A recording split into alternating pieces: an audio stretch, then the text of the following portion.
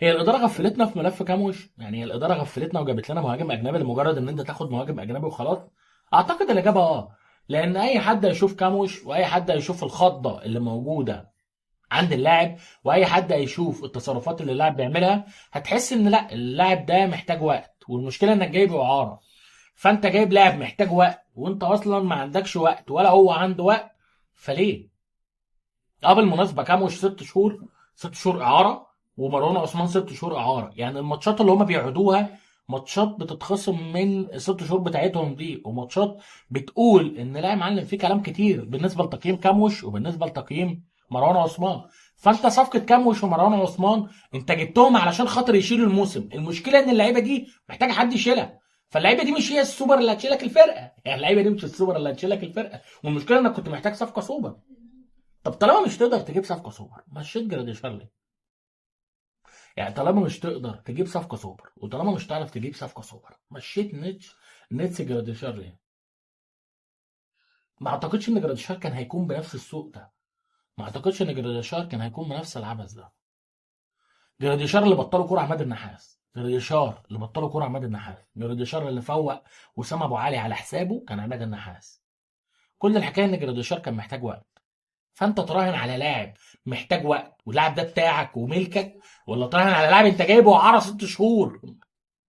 طب ما هي يا جماعه، حاسس ان هم بيستغفلونا كجمهور، بيستغفلونا يعني وبيشتغلونا كجمهور. اللي هو جمهور الاهلي ده عايز اي صفقه وخلاص، هات له اي صفقه وخلاص، هات له اي صفقه وخلاص، مهاجم افريقي وخلاص، هات له. طب انت ما معكش فلوس وعندك ازمه سيوله دولاريه ومش تقدر تدفع فلوس كتير، فمش تقدر تجيب لي منافس. مش تقدر تجيب لي صفقه او مهاجم قوي جدا. مش هتجيب لي منافس قوي لوسام ابو علي. احنا خلاص دلوقتي الفرود بالنسبه لنا بقى زي وسام. مش تقدر تجيب لي فرود من نوعيه وسام. فخلاص اتنيل وكمل باللي عندك. لا اصل الهجوم الجماهيري. طب ودلوقتي مش هيبقى فيه هجوم جماهيري على صفقه كاموش؟ يعني دلوقتي مش هيبقى فيه هجوم جماهيري؟ لا اصل كان في تعنت من قبل الانديه اللي احنا كنا بنفوضها. تعنت مين؟ كل الحكايه ان انت ما بتعرفش تفاوض. كل الحكايه ان انت ما بتعرفش تفاوض وانت اللي معكش فلوس. كنت بتفاوض لعيبه بتاخد 3 مليون، تاخد 3 مليون دولار وانت اصلا معكش فلوس. كنت بتفاوض صفقات هتخلصها ب 2 مليون دولار وانت معكش فلوس. طب كنت بتفاوض ليه؟ نفس مشكله محمد علي بن رمضان لما فشلنا معاه مع نادي فرانك فروزي. انت بتفاوض ليه وانت عندك ازمه ماليه؟ انت ازاي بتفاوض وانت عندك ازمه ماليه؟ ازاي بتفتح صدرك كده وتقول هدفع مليون و800 او مليون و200 وانت معكش اصلا فلوس؟ ده اصل انا منتظر فلوس صفقه اسامه ابو علي، مش عارف احول الفلوس اللي بالمصري بالدولار. تمام يا معلم يعني.